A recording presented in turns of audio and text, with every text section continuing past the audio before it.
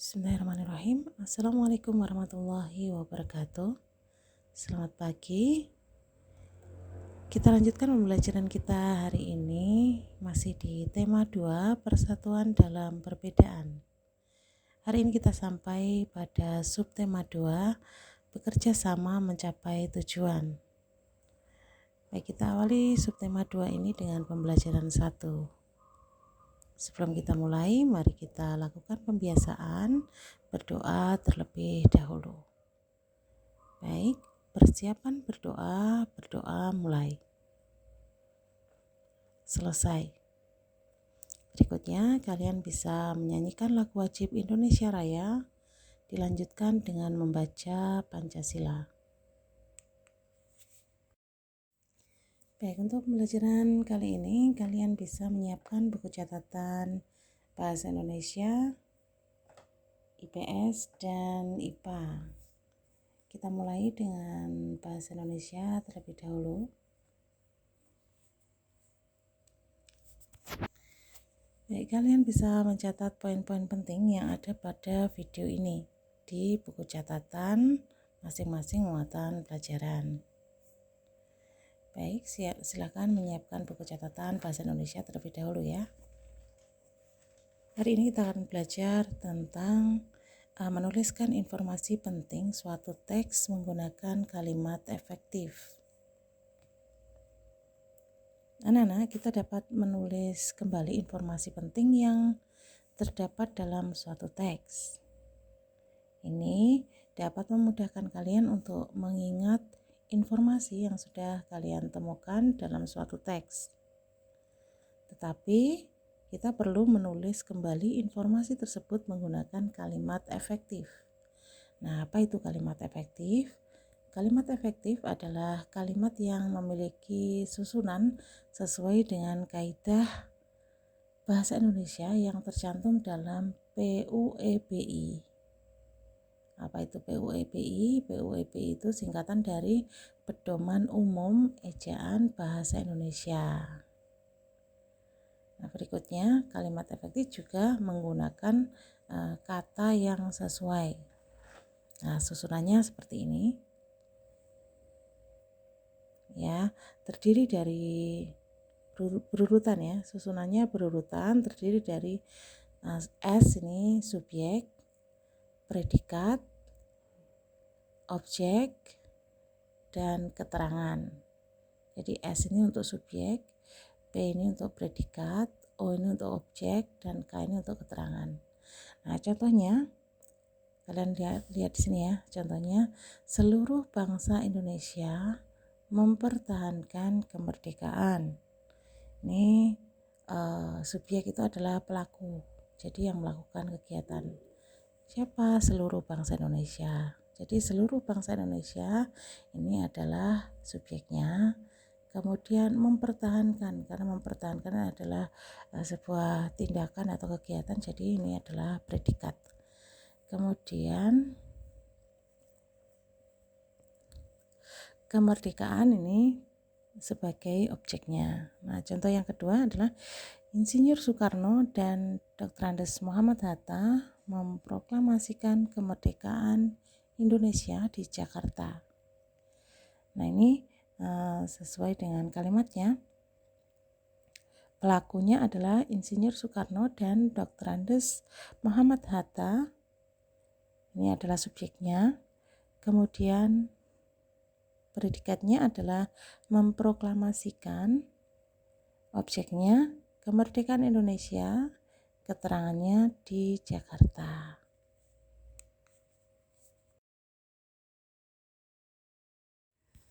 Baik, kita lanjutkan dengan muatan pelajaran IPS. Siapkan buku catatan kalian untuk IPS. Hari ini kita akan belajar tentang upaya mempertahankan kemerdekaan Indonesia. Setelah kemerdekaan Indonesia diproklamasikan, bangsa asing datang kembali untuk menguasai Indonesia. Perjuangan pun berlanjut dengan tujuan untuk mempertahankan kemerdekaan Indonesia. Perjuangan ini tidak lagi bersifat kedaerahan, melainkan bersifat nasional. Nah, di antara pertempuran yang dilakukan sebagai upaya untuk mempertahankan kemerdekaan Indonesia, di antaranya adalah pertempuran Medan Area, pertempuran Ambarawa, dan Bandung Lautan Api. Nah, pertempuran Medan Area ini terjadi di Medan, Sumatera Utara. Penyebabnya adalah karena Sekutu dan Belanda ingin mengambil alih kekuasaan di kota Medan. Akhirnya penduduk pun tidak terima dan melakukan perlawanan. Nah, untuk menghadang dan membatasi gerak para pemuda, Sekutu memasang papan yang bertulis Fixed Boundaries Medan Area atau batas resmi wilayah Medan. Ini diletakkan di berbagai kota di Medan.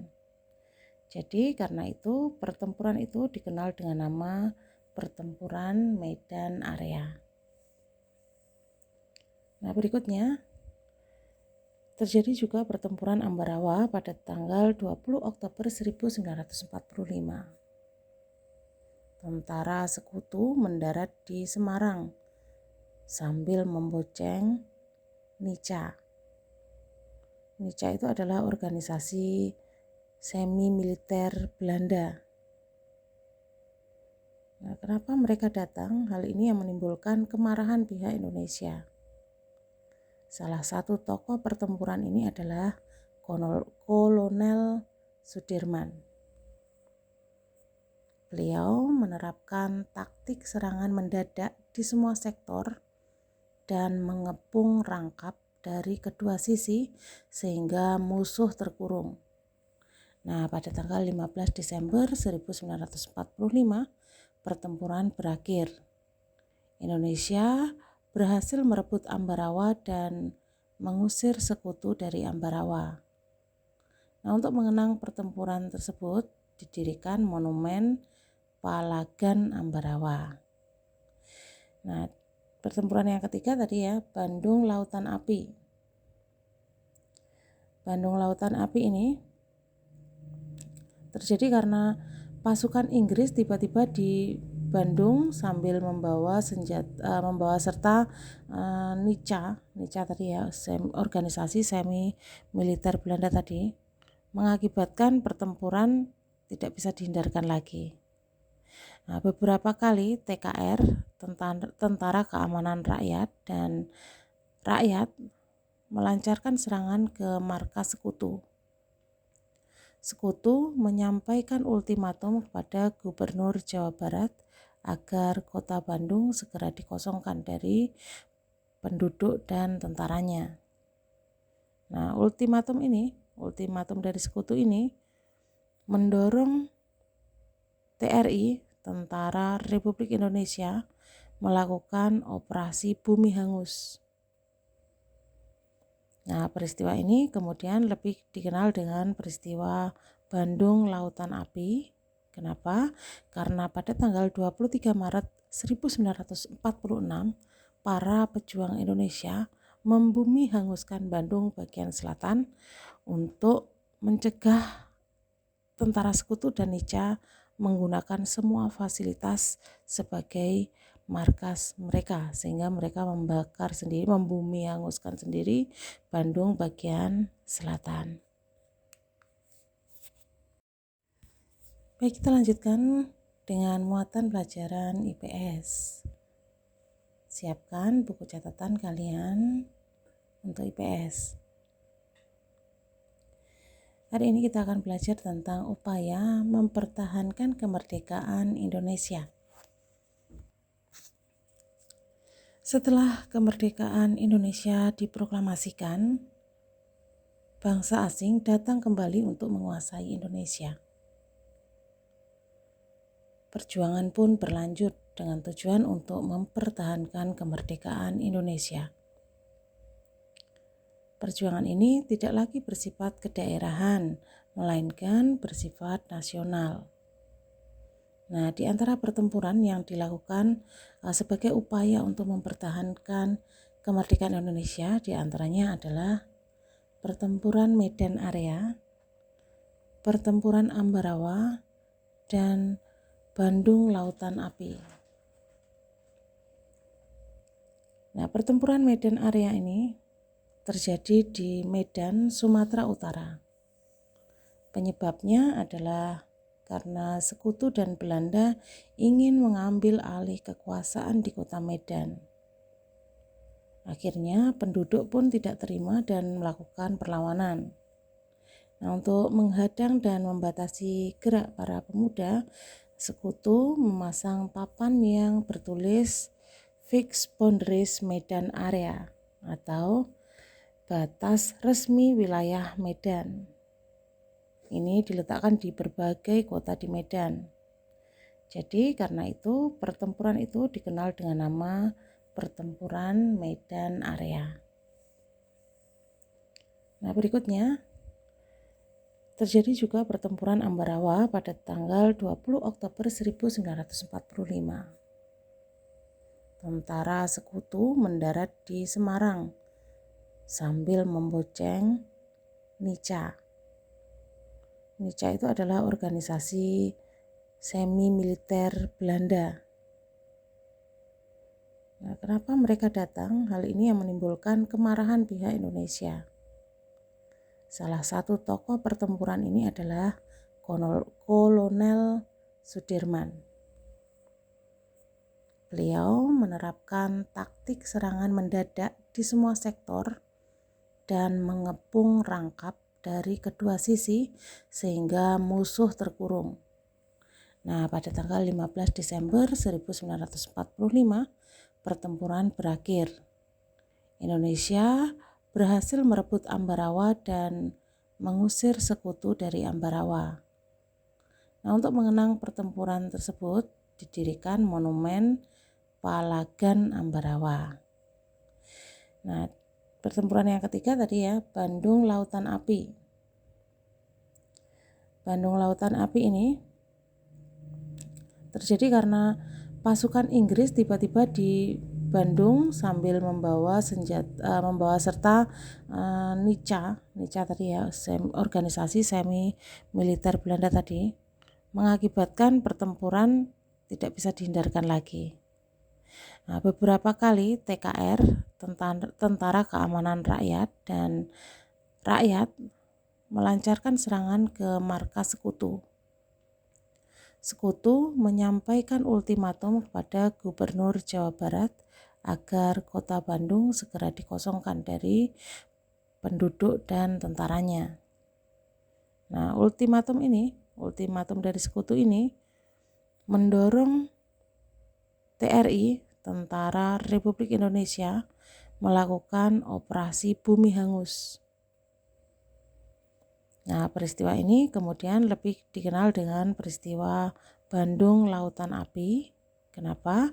Karena pada tanggal 23 Maret 1946, para pejuang Indonesia membumi hanguskan Bandung bagian selatan untuk mencegah tentara Sekutu dan NICA menggunakan semua fasilitas sebagai markas mereka, sehingga mereka membakar sendiri, membumi hanguskan sendiri Bandung bagian selatan.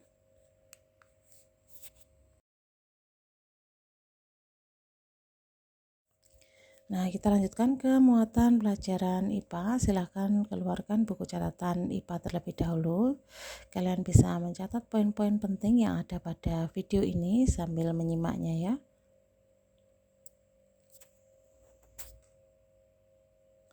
Nah, hari ini kita akan belajar tentang cara hewan menyesuaikan diri terhadap lingkungan. Nah, seperti halnya tumbuhan, hewan juga melakukan penyesuaian diri. Apa tujuannya? Secara umum, tujuan hewan melakukan penyesuaian diri adalah untuk mempertahankan hidup. Tapi secara khusus tujuannya adalah yang pertama, memenuhi kebutuhan hidup, misalnya seperti kebutuhan air dan makanan. Kemudian yang kedua adalah mengatasi kondisi lingkungan yang ekstrim. Misalnya lingkungan yang sangat panas, dingin, atau juga kering. Kemudian untuk melindungi diri dari pemangsa.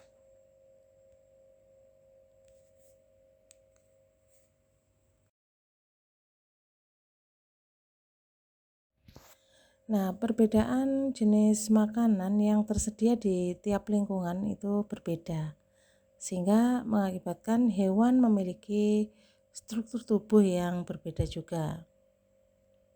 Nah, di antara contoh penyesuaian struktur atau alat tubuh hewan terhadap lingkungannya di sini adalah struktur giginya berbeda-beda, kemudian bentuk paruh, bentuk kaki, bentuk mulut, dan lidah yang panjang dan lengket. Baik, kita akan bahas satu persatu. Yang pertama di sini struktur gigi pada hewan pemakan daging atau karnivor. Pada karnivor giginya tersusun atas gigi taring yang sangat tajam. Kalian bisa lihat contohnya di sini pada buaya ya. Giginya tajam. Gigi taringnya tajam untuk mengoyak makanan. Nah, selain buaya, di antara contoh karnivora yang bisa kalian temukan di lingkungan kita ya, kucing. Kemudian yang lain adalah harimau dan ikan hiu.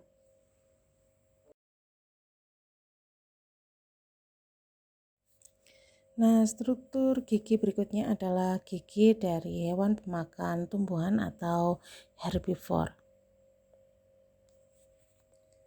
Struktur gigi dari herbivore ini terdiri atas gigi seri dan gigi geraham. Nah, contoh hewan herbivore yaitu sapi, kuda, dan kambing. Baik, struktur gigi yang ketiga adalah struktur gigi hewan pemakan daging dan tumbuhan atau omnivore. Nah, susunan gigi dari omnivore ini terdiri atas gigi seri, gigi taring, dan gigi geraham. Nah, di antara contoh hewan omnivore diantaranya adalah tikus dan kera. Nah, kita lanjutkan ke bentuk penyesuaian berikutnya.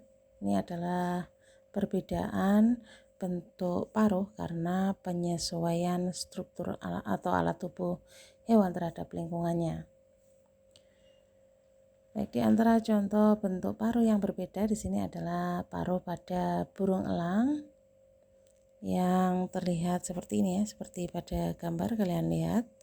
Bentuknya karena elang ini adalah pemakan daging, jadi rata-rata pemakan daging bentuknya seperti ini ya, terlihat kokoh, runcing, dan tajam.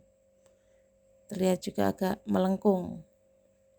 Nah, paruh ini digunakan untuk merobek daging mangsanya.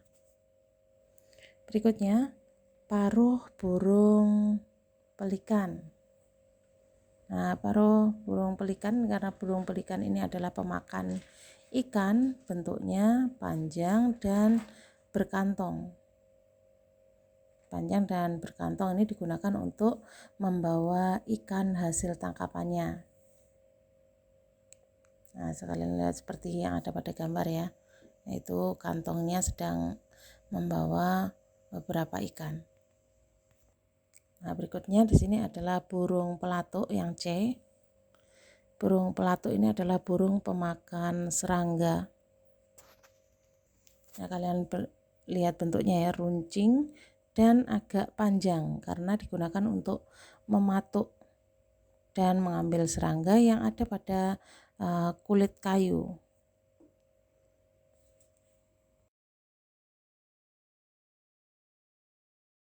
Kita lanjutkan, masih perbedaan bentuk paruh ya, karena penyesuaian tubuh atau alat tubuh hewan terhadap lingkungannya.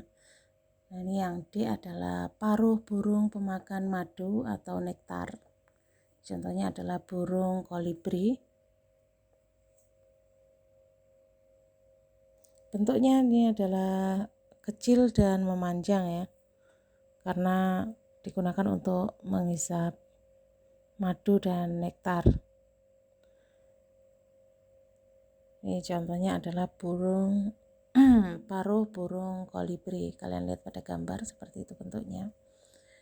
Berikutnya paruh unggas pemakan cacing. Nah, unggas pemakan cacing ini bentuk paruhnya lebar dan memiliki struktur seperti sisir di bagian pangkalnya. Nah, struktur tersebut berguna untuk menahan makanan yang licin agar tidak lepas dan menyaring makanan dari lumpur. Nah, hewan yang memiliki paruh seperti ini contohnya adalah paruh bebek dan angsa. Kita lanjutkan ke bentuk penyesuaian berikutnya. Ini adalah bentuk kaki yang berbeda karena harus menyesuaikan dengan kebutuhannya ya. Nah, di sini variasi bentuk kaki ini dapat ditemui pada burung juga ya, burung dan unggas.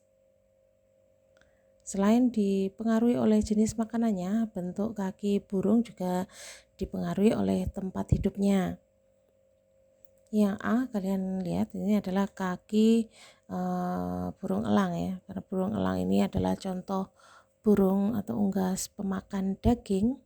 Jadi bentuk kakinya kokoh dan memiliki kuku yang tajam.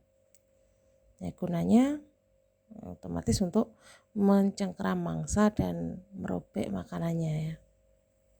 Berikutnya yang B di sini adalah kaki burung pelikan. Contohnya tidak hanya burung pelikan ya, tapi juga ada beberapa yang bentuknya seperti ini, seperti misalnya bebek. Nah, kaki bebek dan burung pelikan itu berselaput seperti ini ya. Nah, manfaat dari selaput ini adalah digunakan untuk berenang atau berjalan di lingkungan yang berlumpur. Nah, bentuk kaki unggas berikutnya adalah kaki ayam. Ayam ini adalah salah satu contoh unggas pengais yang memiliki cakar dengan 3 jari menghadap ke depan dan 1 jari menghadap ke belakang. Ini ciri dari burung pengais seperti ini ya, memiliki cakar dan 3 jari menghadap ke depan dan 1 jari menghadap ke belakang. Nah, bentuknya yang seperti ini, 3 jari menghadap ke depan, 1 jari menghadap ke belakang ini adalah untuk mengais atau menggali tanah dalam mencari makanan. Kaki ayam juga dilengkapi dengan jalu yang digunakan untuk menyerang musuhnya. Berikutnya, kaki burung pelatuk yang memakan serangga. Ini memiliki 2 jari kaki menghadap ke depan dan 2 jari lainnya menghadap ke belakang. Kukunya juga tajam. Struktur kaki seperti ini digunakan untuk memanjat pohon ketika mencari serangga. Baik, bentuk penyesuaian tubuh hewan berikutnya adalah bentuk mulut. Nah, variasi bentuk mulut ini terdapat pada serangga. Karena jenis makanannya yang berbeda, jenis mulut serangga ini dibedakan menjadi 4, yaitu mulut pengisap, mulut penusuk dan pengisap, mulut penjilat, dan mulut penggigit. Nah, contoh hewan serangga ini yang memiliki mulut pengisap adalah kupu-kupu. Kalian lihat pada gambar ya, bentuk mulut pengisapnya seperti itu. Berikutnya, mulut penusuk dan pengisap dimiliki oleh nyamuk. Kalian lihat yang gambar B, bentuk mulutnya seperti itu. Berikutnya, mulut penjilat, ini contohnya ada pada lalat, nah seperti itu ya, pada gambar C. Berikutnya, mulut penggigit dimiliki oleh belalang dan semut, seperti yang ada pada gambar D. Kita lanjutkan ke bentuk penyesuaian berikutnya. Di sini lidah yang panjang dan lengket. Ini karena makanannya juga. Lidah yang panjang dan lengket seperti ini dimiliki oleh beberapa hewan seperti cicak, bunglon, dan landak semut. Nah, bentuk lidah yang seperti ini digunakan untuk menangkap mangsanya yang berupa serangga. Kalian bisa lihat pada gambar itu adalah bagaimana bunglon menangkap mangsanya dengan lidah panjang dan lengket tadi. Nah, baik anak-anak, sampai di sini pembelajaran kita hari ini. Apabila ada yang mau ditanyakan, silahkan ditanyakan di grup atau wapri. Saya akhiri sekian. Wassalamualaikum warahmatullahi wabarakatuh.